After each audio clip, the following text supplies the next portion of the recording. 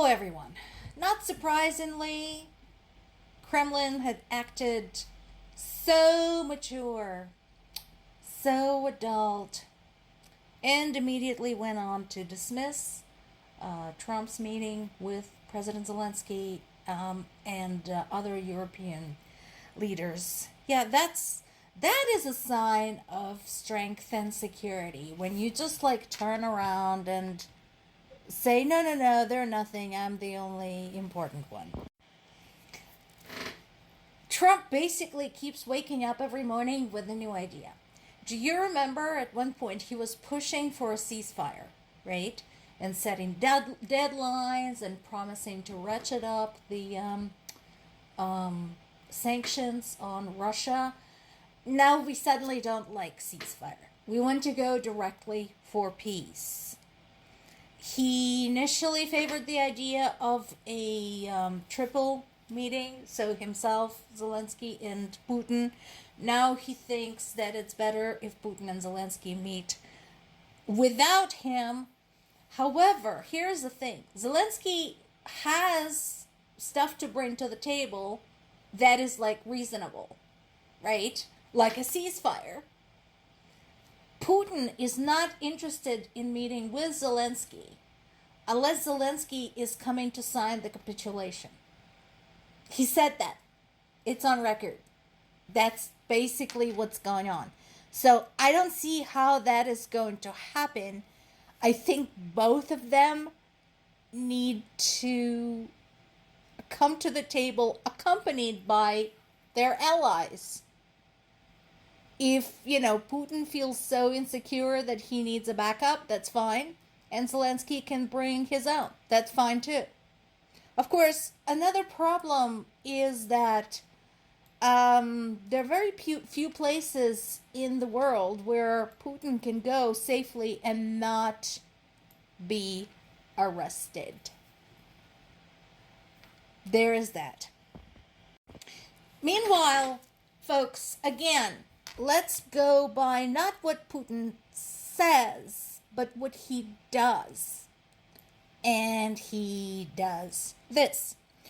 There has been another incident where a drone flew over Ukraine and into Poland and blew up there. Polish military believes that the drone belongs to Russia. They do admit that they are not 100% certain. But they know where such drones are launched from, and also that the drone was propelled by a Chinese-produced engine. We know that China has been supplying drone engines and electronic components to Russia, and Russia uses those drones extensively. So, yeah, I get it. Unless you were holding the hand of the drone operator who launched the drone, you could say that, using legal language, this is all circumstantial evidence. But it's very suggestive circumstantial evidence, is it not? So I'm sure they will continue the investigation, and they're realistic about this. They're saying, we know Russia is never going to admit to this. And this is not the first incident, and sadly not the last. It hasn't admitted to any of the 8 incidents in Moldova, 3 in Romania, 3 in Lithuania, 2 in Latvia, or the 1 drone that flew over to Bulgaria. So again, this is not isolated. This has been happening. And I told you last year, it's only a matter of time before somebody is killed, before that shit hits a person or people or a building with people in it. What are the prospects of a ceasefire in the Russia-Ukraine war? Under the current circumstances, I would say zip. Because Russia is being completely unreasonable. Basically, Russia is feeling very invadey. And please don't tell me, ooh, it's their right as the victor. How are they the victor?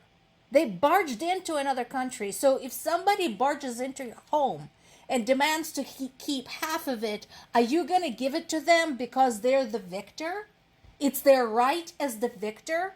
If they murder your family, are you give in to them? You're going to just forgive them because it's their right as the victor? Don't give me that shit.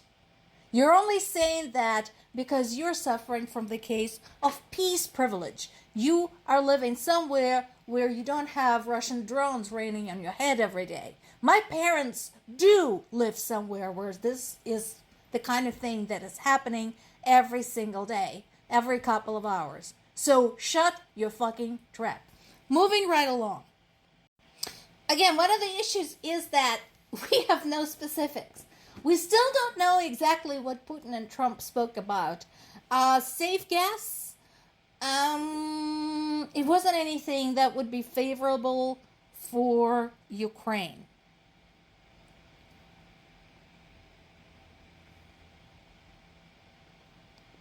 Basically, yeah, until Russia is stopped, it will continue bombing Ukraine. It will continue demanding Ukrainian territory. Now, it's finally dawning on people that, this is bullshit, and I'm glad it is dawning on them. In addition to realizing that Trump has no plan, he doesn't even have the concept of a plan, as he likes to say. They also realize that Russia wants to continue the war. It has zero commitment to any kind of peace unless it's peace on their own terms. It's my way or the highway for them. We have already talked about the fact that under the Trump administration, since Trump has taken office, Russian attacks doubled and tripled depending on which region you look at. Putin wants Zelensky removed, limits put on the size of Ukrainian army, no NATO membership, no EU membership, and basically ceding of territories. So this map shows you what Russia has control of now. The black line shows what they want just for ceasefire. In addition, they also want Zaporizhia and Kherson in their entirety. Those entire regions to stop the war. So basically, if you give them the chunk outlined in the black line, that is not a guarantee that the war will end. And I can tell you, considering Russia's history of breaking ceasefires and then blaming it on someone else, that is exactly what's going to happen. They're going to orchestrate something and then blame it on Ukraine and then say, aha, they did it, and continue with the war. Now, here's what I'm talking about when I'm talking about the frustration among the European leaders and Ukraine. Guys, stop wasting your time. Stop wasting your time with Putin. Stop wasting your time with Trump. I appreciate the European leaders' attempt to protect Zelensky from being ganged up on again at the Oval Office. Thank you for that. I appreciate all of the countries, all of the people who are supporting Ukraine today, all around the world, not just in Europe. I've heard from folks from Australia who say that they support Ukraine. So that is awesome. But you already know, Trump is a loose cannon. He is a lunatic, in addition to many other things. You cannot count on him. There is, of course, the possibility of the end to war without a formal peace treaty. The example given here is the end of the war between North and South Korea. Not sure how feasible that is. If I have any political analysts in the audience, please chime in. I would love to hear your thoughts on that. European allies are considering sending troops without any consent or encouragement from the US. You'll be welcome there. Bring your technology, bring everything, bring everyone. They'll take good care of you. They'll feed you. More to come.